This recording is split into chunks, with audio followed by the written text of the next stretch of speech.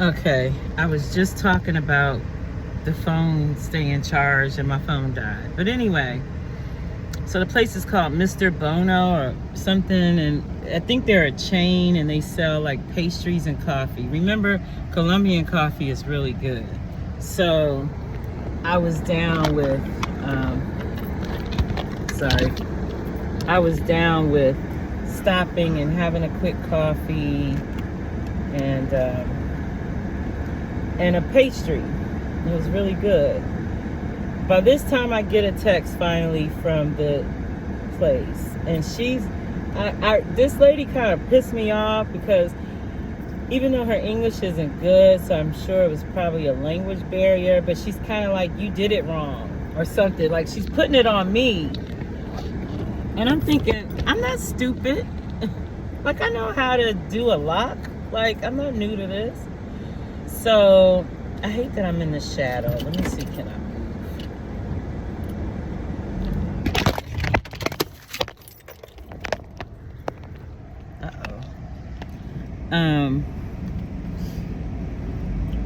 So I'm kind of like, I'm not stupid. I know how to do a lock. Like, I'm not a dummy. So I didn't like that she kind of immediately put it on, you don't know how to do it. And so she said, but, the other thing is, she did not tell me. The thing about the lock was when you pressed it once to put in the number, it's almost like that one press turns it on. So then you put in the number.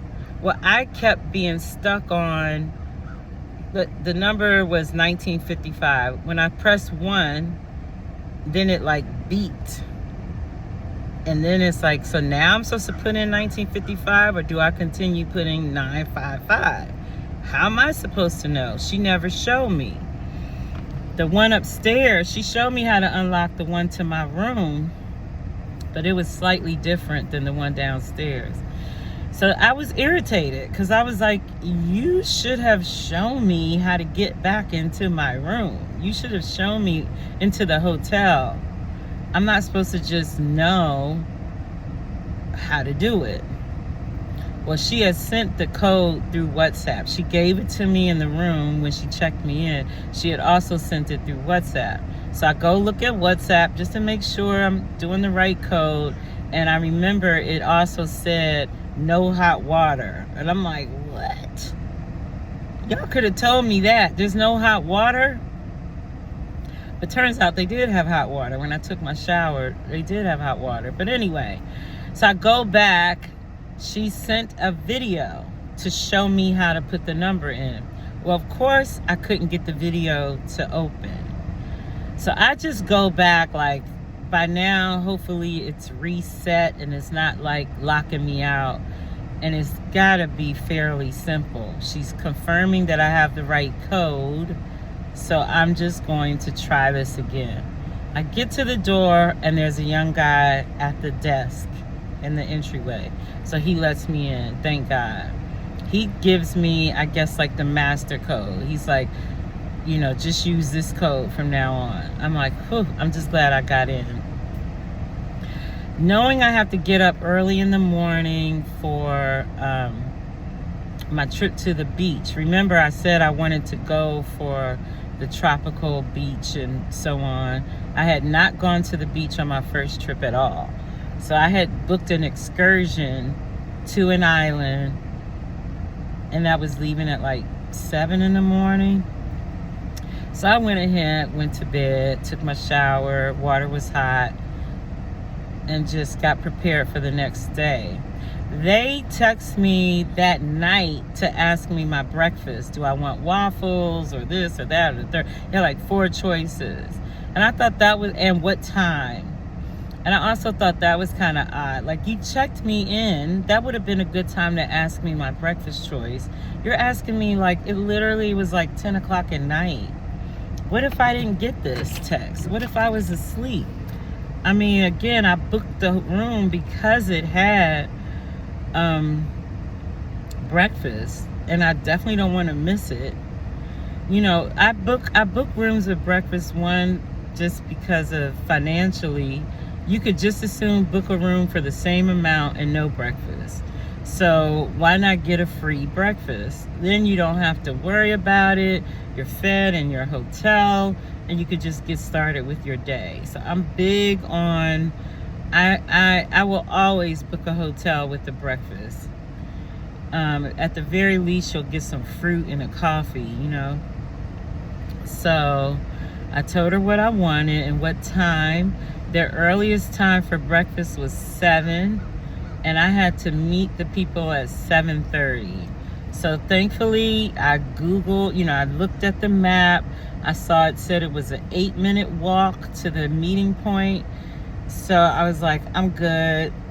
I don't need a lot of time. But you need to factor in a little bit of time for getting lost, for people stopping you and harassing you. You know, I didn't want to just think I got 8 minutes to get there, because following Apple Maps for walking directions can be crazy.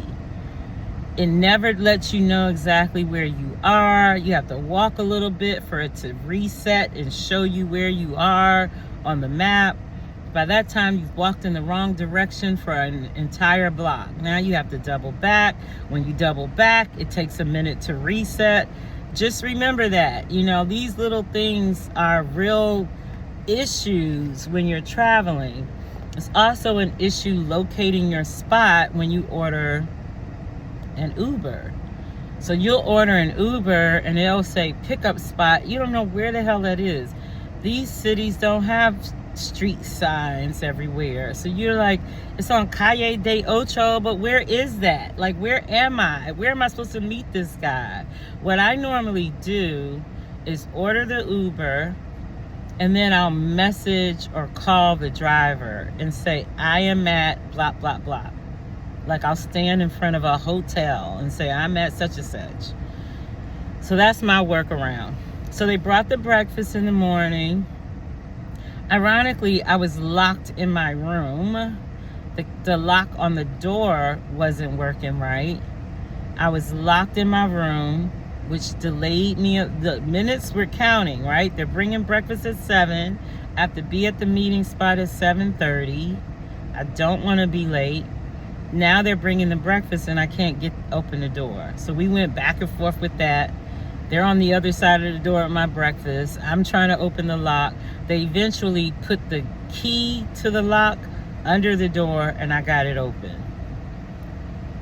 Just saying, you know, these are little things, but it was a little bit like, I'm not locking this door anymore. I don't care. You know, it's only like 4 villas in the whole hotel. And they're foreigners and they're not going to go through my stuff for the most part, I don't think. So I was like, I'm not putting a lock on the door. I'll just leave it open. The hotel lock downstairs is good enough for me. Got my breakfast and went to a fabulous excursion through Isla Bella. I booked it through Get Your Guide. It was about $86, $90. You go to the boat port. You have to pay a port fee, which isn't cheap, by the way. It may have been $20, $30. I can't remember, but you have to pay a port fee. And then you just kind of go to your place. I'm with Isla Bella. All the Isla Bella people are waiting in one spot for the boat. The boat comes, it's very it's not exciting. It's nothing about it. They're not like, welcome, this is your trip, da da da. They just kind of like pull up, everybody gets on the boat. There's lifesavers vests in your seat. They don't tell you to put it on. They don't help you to put it on, which again, I'm not complaining. I'm just giving you a real understanding. So I'm like, I guess I should put this on. I don't want to flip out of this boat and die in Cartagena. So I put on the lifesaver. Before you know it, we're moving. They go kind of slow at first as you're coming out of the port, and then the boat takes on some speed. I had happened to see a video of some other people who had done something similar, and I remember they talked about, like, don't sit in the back of the boat. You'll get soaking wet. So I made sure to kind of sit in the middle. I'm taking pictures, you know, because what else you gonna do, especially when you're by yourself? I take a bunch of pictures, make a bunch of videos. We get to the place, and it's kind of like a secluded beach, which is why I was referred to that, because I had heard about some of the beaches that are like super crowded and people are just harassing you. You can't really relax and enjoy because they're trying to sell you things. And because I made this trip specifically because I wanted to go to a beautiful beach and hopefully warm water, I booked this, someone referred me to this excursion. So I booked this excursion, and it gave what it needed to give. You get to the place, and it's kind of like when you stay in an all-inclusive and they have these like bed type things that you can like lay on, and it's all covered. The beach is very short. So I had intended to literally get a towel and lay out on the beach. You really can't do that. You have to lay out on these little bed type things that they've already provided, and they're covered. So sunbathing wasn't going on, but it still was nice. I laid down, a couple people came through, tried to sell me some really cheap junky stuff.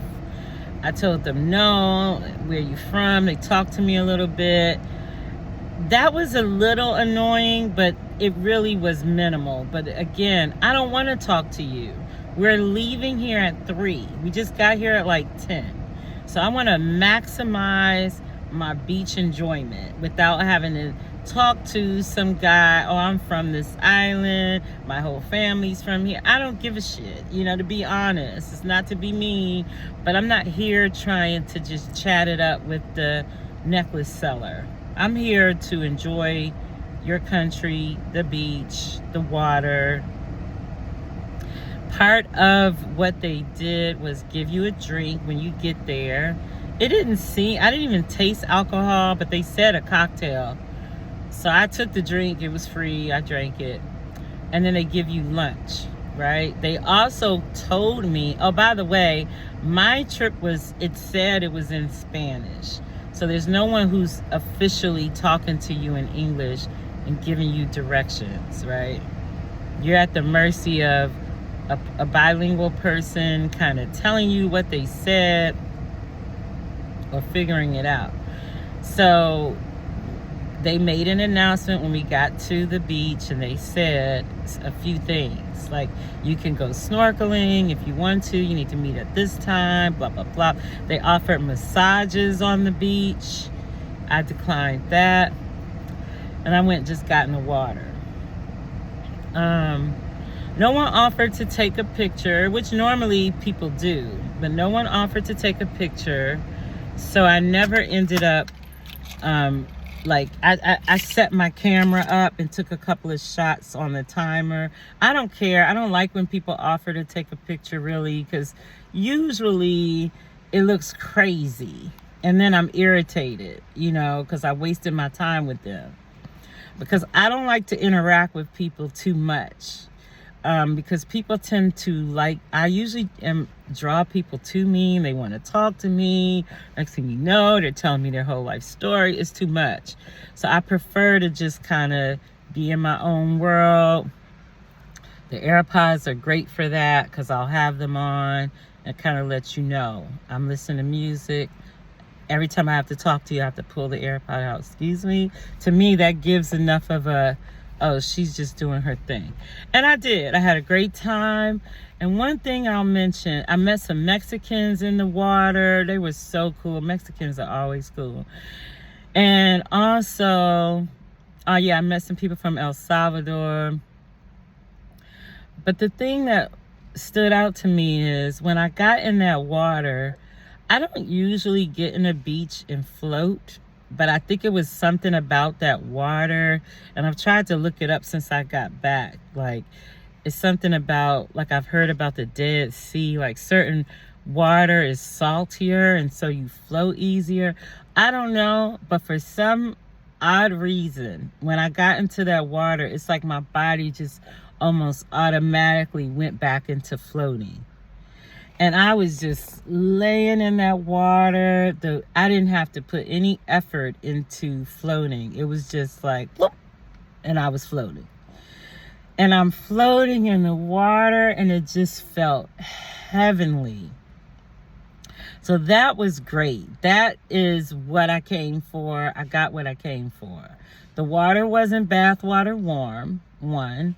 And 2, it was that type of water that when you first walk in, it's like rocky and uncomfortable. Like you need water shoes to get past the first couple of feet. And then when you go in a little deeper, it's soft sand.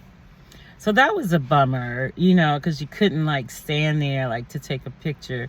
They had some steps in the water, I guess for picture's sake, like some white steps.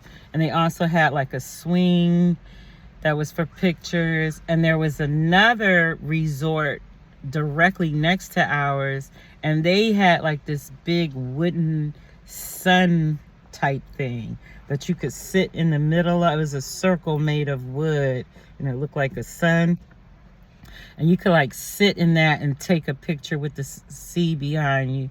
I'm sure it was pretty, but I didn't go ask. I'm sure they wouldn't have cared. We weren't staying at their resort. But I think I saw a couple people go over there and take pictures. I didn't care. I chatted with some of the other boat riders, but I was pretty much to myself. I liked that. No one bothered me, talked to me too damn much. A few chats, and that was that. And they had a guy who kind of interpreted the directions for me. Like, just like they had a guy who's like, okay, let me tell you what they just said. He worked for them. And one of the things he told me was, if you want to go snorkeling, it's free. In the paperwork, it said snorkeling was an additional charge, as well as towels. So I was like, oh, free? Sure, I want to go snorkeling. Well, no one ever came and mentioned snorkeling. So essentially, I sat on the beach all day. I did walk over. And in retrospect, I wish I had walked over there more, because where they dropped us was like another beach, and it was pretty and secluded. There's no one there. Where we went is not as secluded. There was lots of people there, everyone who rode on the boat. So I kind of wish I had gone over to the other beach, which I think I had every right to do. But I never did that. I walked over there a couple of times, but I never like went and took pictures. And I'm like, I could have gone over there and maybe gotten this really secluded beach experience that I wanted. And so around 12-ish, they served us dinner.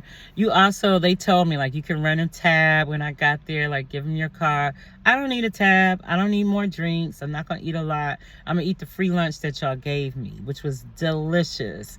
It was fried fish, rice, plantains. The way they make their plantains in Cartagena, they serve it with, like, every meal. It's round like that. It's flattened down. So it's different than plantains you're used to getting from like Jamaica or something.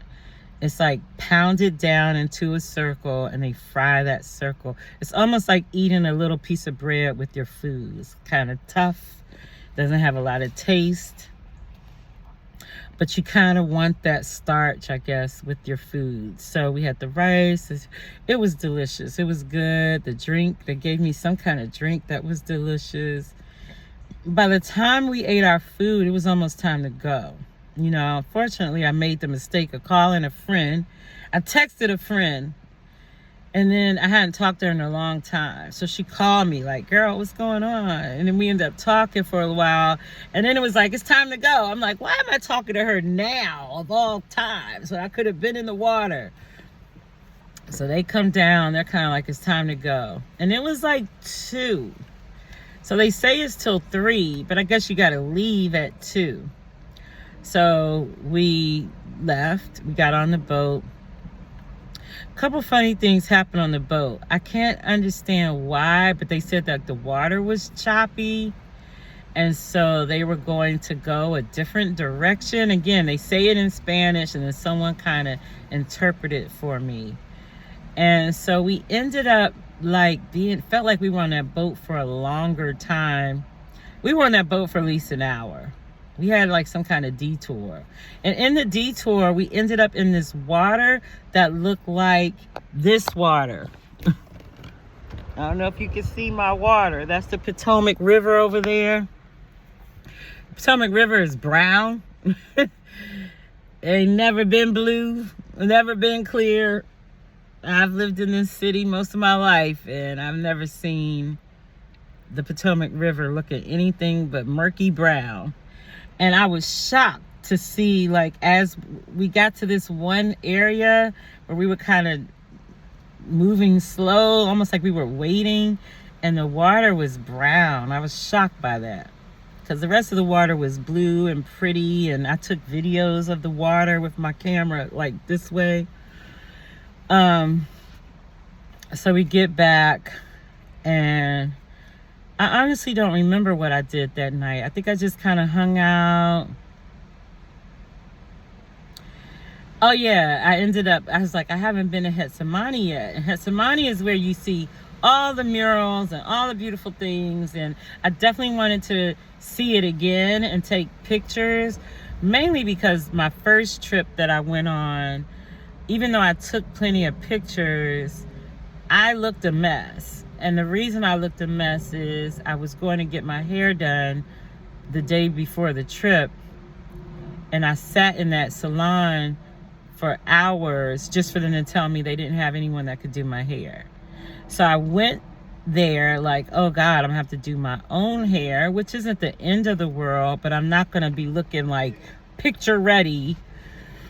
But then I got there, and the place where I stayed the last time at Airbnb, they did not have hot water. So I wasn't able to really like wash and do my hair the way I wanted. And I just, in the pictures, like, pictures are great. And then you look at it like, what the hell is going on with your hair? And, you know, I'm not a person that's very much caught up on superficial things, but you do want to look nice on your vacation pictures in Colombia.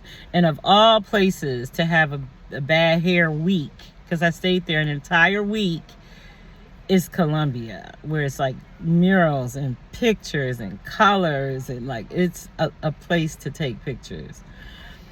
So I wanted to like go down there. You know, it wasn't a big deal, but I kind of wanted a redo. Like, let me go back through Getsemani and take some of those pictures, and, you know, where I'm more put together. But I was relying on the freaking Apple Maps, and it can be crazy. And so I was just kind of like walking around, and I ended up in Getsemani. And by this time, I'm kind of tired. I've been walking for a long time. I'm in Getsemani. I found that church where like everyone goes. It's like Saturday. No, it wasn't even Saturday. It felt like a weekend, because everyone was out. And the place where I sat, there was like this nice little breeze. And people were kind of like laid back, like you just sit on the side, or you could lay your head back and just catch a breeze. There's people everywhere. So that was great, but I was kind of like, all right, I came down here, I saw Getsemani. I didn't get the pictures, I didn't see all the murals and stuff, but I came. I'm tired, I'm going back to my room. I caught an Uber, went back. I always go back with like, you might go back out, but I didn't. And in the morning, I got up and I went down to Getsemani. I decided I'll just catch it. I won't try to walk, because it's a good 15-minute walk, if not more. So I was like, I won't try to walk and be struggling with this Maps app. I'll catch an Uber, and I'll just spend the morning down there, and then I'll come back and catch my flight. That was the plan. And that's basically what happened. The only problem with that plan was I just put in the Uber Getsemani. So he drops me almost directly where I had been the night before. So in a way, one thing that I should have done was tell him, drive me like a couple blocks away. I've already taken pictures of all this stuff last night. Now I'm in the exact same place and my time is limited and I don't know which way to walk. I don't know the area well enough. And so I only have like 2 hours. And so that kind of ended up being a bust. I did get to go, like there's this, anybody that's been, they know, there's like this little alley where they have art all over the walls that they're selling, and there's murals and stuff. Somehow I did end up there, but I had a lot of wasted time walking through areas I had already seen and trying to find the area, and I just was like walking and in the wrong place. So I didn't get as many photos, but that wasn't like photos, or you know, what are you gonna do with them? I have zillions of photos of all these places that I've been. Yes, I'll post a few, but who cares to see me like this? It's always selfies because I'm by myself. It's always me like looking like this. So even though I like to take pictures, I have no use for all those pictures. I have started to make rolling trays that are specific to certain cities and areas, and I use the pictures for that, but not obviously not with my face. Like I'm not gonna put my picture on a rolling tray that I'm selling, but I use location pictures. So I have found that one way to use all of these photos. The other thing I want to point out is 2 more things. Is that on that first night in Getsemani, a young man walked up to me with his tray of trash. I hate to say it that way, but these people need to think smarter because they're selling junk. When I say junk, like they'll have a whole tray that they hold out for you, and it's trash. It's nothing that you want. And I say trash because the keychains, yeah, it's cute. They're cheap. So they're not going to last a week. By the time you get back and you try to put a key on that keychain, the little trinket that's on the keychain is going to fall off. I already know that. I travel too much. I don't buy keychains anymore. They all fall apart within the first week.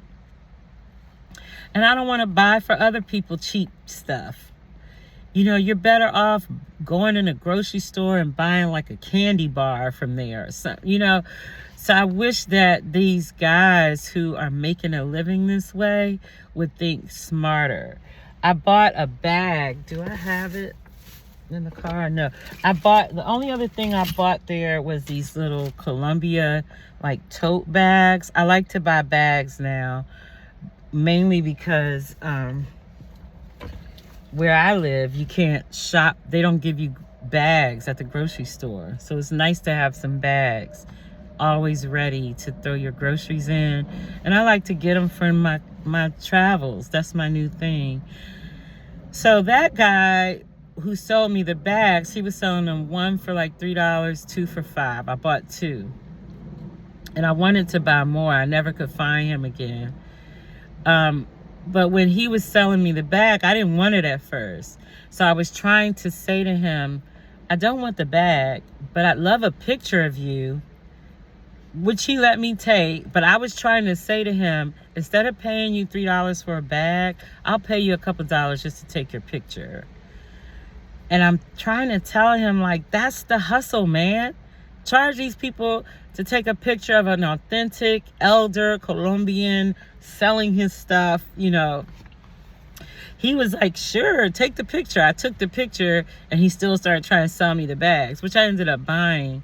But I'm like, bruh, you could sell a picture and get more money. That's what people really want. So yeah. So this guy comes up to me my last night there, and he's talking to me. He's dark skinned. I say that because he starts to reason with me like, you're like us. We look just like you. Like, we're black too. Like, all of those things. I'm like, yeah, I know. You know, like, I've been here before. The first time everyone was coming up to me, putting their arm next to mine. Like, look, we're cousins. Prima. Like, you know, we're the same. So he was doing that. And I was like, yeah. He's like, where are you from? He tried to sell me stuff. I said, no, not interested. And he sat and he talked to me for a while. And I remember my antenna kind of going up like, I don't want to talk to you.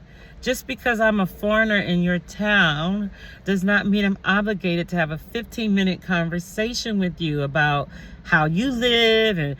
And he said something about, yeah, my mom, he kind of like let me know like kind of like my mama looks like you. My aunties look like you. Like, we're black here. I was like, I know. I told him he asked me, did I go? I told him I went to Palenque. And then he kind of insulted me a little because he said something like, yeah, like they like to eat, like they're big, and saying that the women, like, they don't do skinny. And then he kind of pointed at me like, yeah, like you. I'm like, sir, like, what the hell?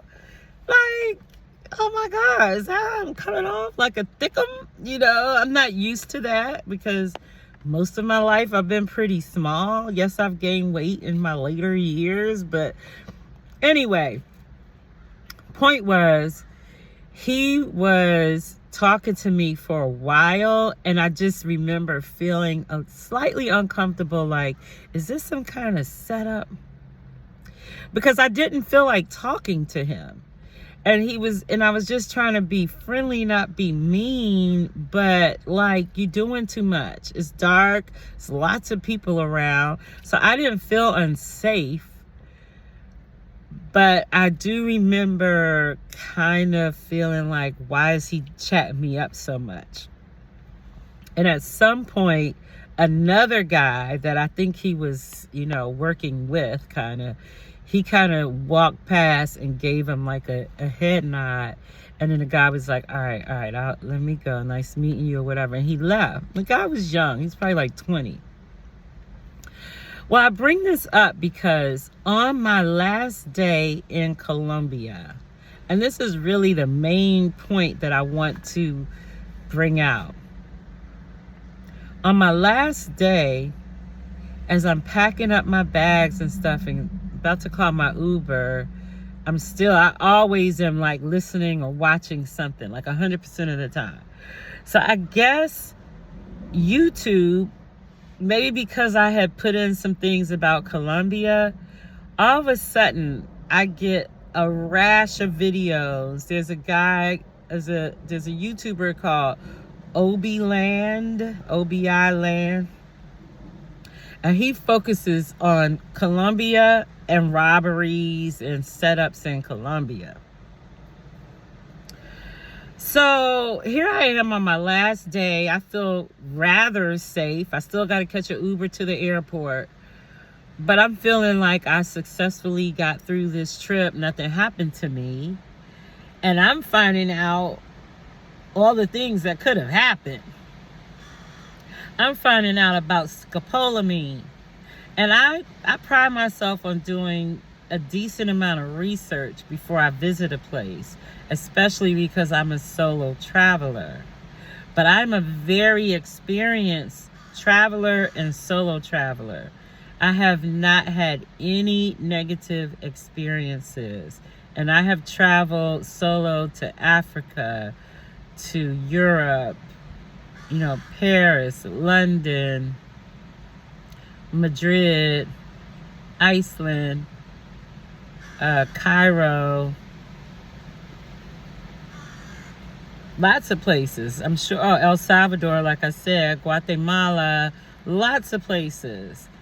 So I feel pretty comfortable. But what I notice is there's a lot of Americans and young Americans who are watching these videos and kind of getting that travel bug, and they don't know what they're doing, and they're not ready for the games. And apparently, like, the videos that I watched, not just Obi Land, but it led me down a rabbit hole where I watched countless videos of people who were robbed, some killed, and drugged in Colombia. It's more in Medellin than in Cartagena. But it happens in Cartagena too. I had stories from Cartagena. Enough that I realized, that's why I told you the part about the young guy. Enough that I realized I was lucky. Remember, I just said I'm walking around with an iPad, an iPhone, my AirPods in my ear. So that makes you a target, like right away. Like they think of Americans as rich. That's like any country. They think we're just like super rich. Compared to them, we very well may be. But they don't know a lot of us are going home to a struggle, right? And they see you with all these things, and like someone said, that one phone is like a month's pay for them. So if they could steal 12 phones, they got a year's salary, basically. You could steal 12 phones in one day. I literally saw a video, I don't know who did it, but I saw a video where they literally had countless videos showing the pickpocketing in action. Someone will have a phone in their back pocket, and they'll come by on a bike, and they're like experts at pulling that thing out of your pocket, and then they're gone. So by the time the person just turns around, realize somebody just stole from me, the person is gone on the bike. But the scarier part is this scopolamine and how they will drug you. And the thing that scared me the most in watching those videos that made me decide, I don't know if I'll ever go back or if I would advise anyone to go, is that this scopolamine can come in a powder form. I saw one of the YouTubers say, that's a lie. They can't just put it on your skin and this. But I saw a woman's story. She wasn't on there, but it was a YouTuber telling stories of robbings and stuff. And the woman had gotten this stuff just blown in her face. And they say that once you're under the influence of this drug, you're like putty. The woman gave them her number to her. Like she gave them access to all her things for them to rob her because she was under the influence of the drug. I saw one video where a young guy, he looked like he could be my son. He you know, these young guys go over here and they meet people and they're like, my friend, and they're calling these strangers their friend, and the guys are so friendly, they're smoking weed with them, and then they get robbed. This guy like went on the run and ended up breaking his leg, and he was on someone's roof for like 3 days with a broken leg trying to survive. And some man kind of caught him, but was merciful and got him help. Watching those videos scared the doo-doo out of me. I was like, listen, like I love to travel. Colombia was really cute. I went twice alone. And the first time both times I was not hip to that part, that they could see me, target me. Remember, even me being locked out of that hotel, that could be a setup. I don't think it was, but I'm just saying something like that could be a setup. So the woman has already seen, she let me in my room. They cleaned my room. So they know I have a computer. I brought my MacBook. I have an iPad. I have all these Apple products that are the target for a lot of the thieves. And these people work in collusion with each other. They have cab drivers. They got all kind of people in on the scheme. When they drug you, part of the game is to drug you and kidnap you for like 4 days. They say 4 days is like the number. And so you are under their power for 4 days while they go and drain your bank account. Thousands. There was one guy that lost like $100,000. There was another guy who was a teacher. His total savings was like $10,000. They got all his money. So I'm closing this video out because it is long.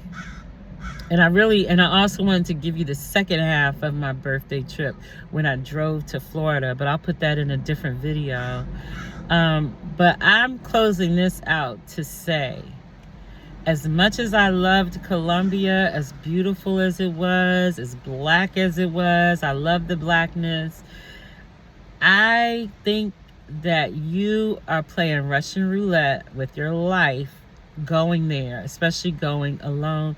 I don't think that solo makes it worse. I think they'll set up anyone.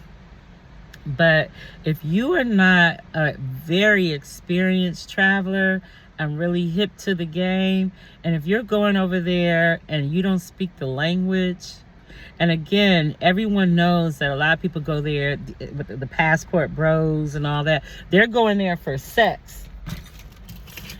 Hello, y'all are really stupid. Y'all are looking at, I would never go over there trying to meet a woman. Now, obviously I'm a woman. I can't understand this appeal.